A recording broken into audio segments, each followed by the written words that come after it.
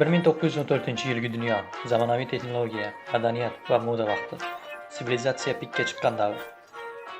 Va urush boshlanadi.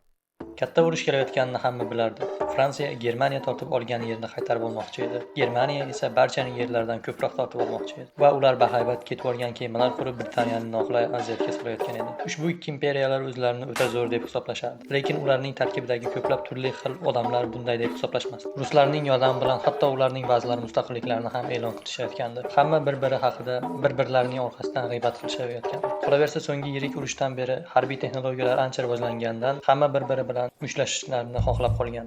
Avstriya-Vengriyaning ushbu qismida Avstriya-Vengriyaning tarkibida bo'lishni xohlamagan serbiyalik va bosniyaliklar yashashardi. Shu paytda Avstriya-Vengriyalik archiduk Franz Ferdinand usti ochiq mashinada kataysa qilgani chiqadi. Qolaversa, qayerdan yurishini oldindan nashr ettirgandi va hozir nimani o'ylayotgan bo'lsangiz o'sha sodir bo'ladi. Ba'zi bir suiqasdchilar uni yo'l bo'yi kutib turgandi va uni mashinasiga bombalar otishadi.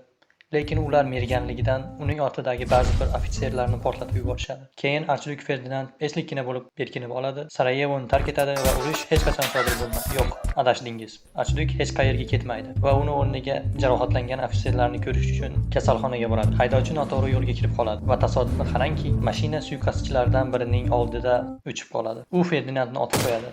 Avstriya-Vengriya kutilganidek g'azabda va albatta buning badalini so'rashadi. Serbiyaliklar ham anoyi emas.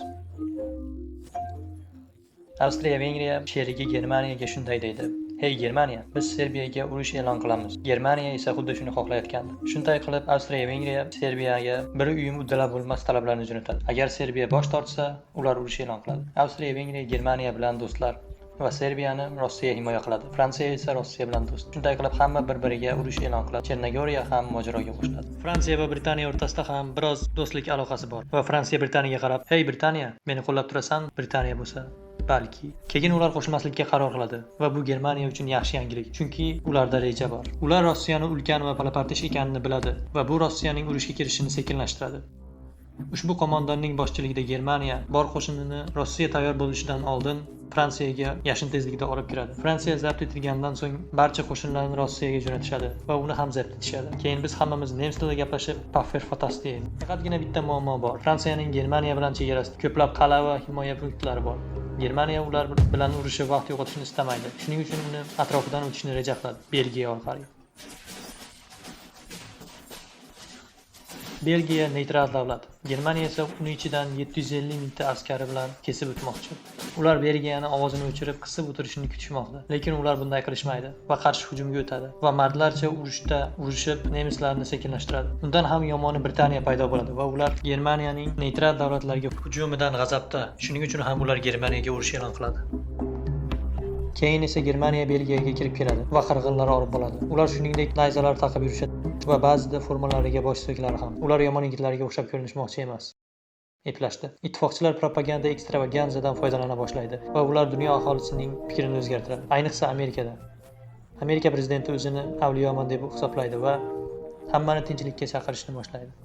Undan tashqari Amerikada etnik nemis millati ham bor. Ilk urush boshlanganda ular olg'a Germaniya, hozir bo'lsa ular Belgiyada qirg'inlar olib borishayotgani tufayli ular ham tinchlanib qolishgan. Kelinglar fransuz askarini top o'yinini o'ynaymiz. Uni ko'rdingizmi? Oson, shunday emasmi? U to'q ko'k forma va qip-qizil shim kiyib yuradi. Uni yana kim oson topib olardi, bilasizmi? Nemislar. Shunday qilib fransuzlar saf tortib borayotganda nemis askarlari ularni ulkan qurollarida bombardimon qilib yubordi. Urushda qatnashgan har bir millat urushga eski mentalitet bilan kirib keldi. Bu urushda barcha o'zlarining forma va taktikalarini yangilashga majbur bo'ldi. Chunki bu urush hali hech kimni xayoliga kelmagan tarzda vayronkor bo'lishi kutilayotgandi. Rossiya urushga tayyor va kutilgandan ancha oldin sodir bo'ldi. Hey Avstriya-Vengriya, o'zing eplab orasanmi? Ha, albatta, bo'lmasamchi? Yo'q. Shunday qilib Germaniya g'arbga ruslarni to'xtatgani qo'shin yuborishga majbur bo'ldi.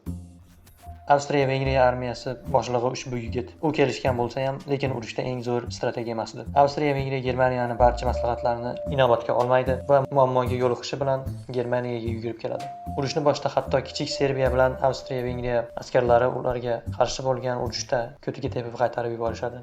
Lekin Germaniya uchun shimolda yaxshi yangilik bor. Ular ruslarning ikkinchi armiyasini deyarli butunlay yo'q qilib yubordi. G'arbiy frontda esa nemislar qo'shini ilgarilab Fransiya ichiga kirib olishdi. Mana shu yerda Germaniya baribir o'sha tezkor g'alaba g'alabasiga erishadi deb o'ylayotganlarga barcha ishlar orqaga ketishni boshlaydi. Fransuz komandirlari boshlig'i nimadir qilish kerakligini tushunardi va u askarlariga chekinishni to'xtatishni buyurdi. Natijada urushda nemis qo'shinlari orasida bo'shliq paydo bo'ldi. Agar bo'shliq paydo bo'lsa, dushmanlar oldindan va orqadan yorib o'tishi mumkin. Shuning uchun nemislar ortga chekinishga majbur bo'ldi. Ittifoqchilar qarshi hujumga o'tadi. Keyin nemislar himoya chuqurlarini qazishadi. Ittifoqchilar ham xuddi shunday qiladi. Keyin ikkala taraf ham bir-birlarini yorib o'tish uchun shimolga ko'chishadi. Ular dengizga kelishganida tenglikka kelishadi. Hosil bo'lgan okop tizimlari dengizdan Shvetsariyagacha cho'zilgan.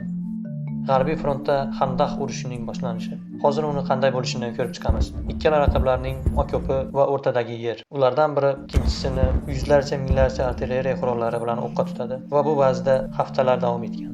Bu askarlarga ulkan psixologik ta'sir o'tkazdi. Ularni shokka tushirib qo'yardi. Keyin esa hujumchilar okoplaridan chiqib o'rtadagi yerga yugurgan. Loyga belangan o'tkir temirlar va chigal sim to'siqlar bilan to'la yer. Himoyadagi okopdagilar ularni o'qqa tutib, yuzlarchasini qurbon qilgan. Hujumdagilar ketma-ket yog'ilib kelavergan. Oxirida yoki ularning qo'shini butunlay qirilib ketardi, yoki ular dushman okopini qo'lga olishardi. Atigi bir necha metr yoki kilometr yerni qo'lga olish uchun bir necha oylab janglar va minglarcha qurbonlar bo'lardi. Okoplarda yashash ham og'ir edi.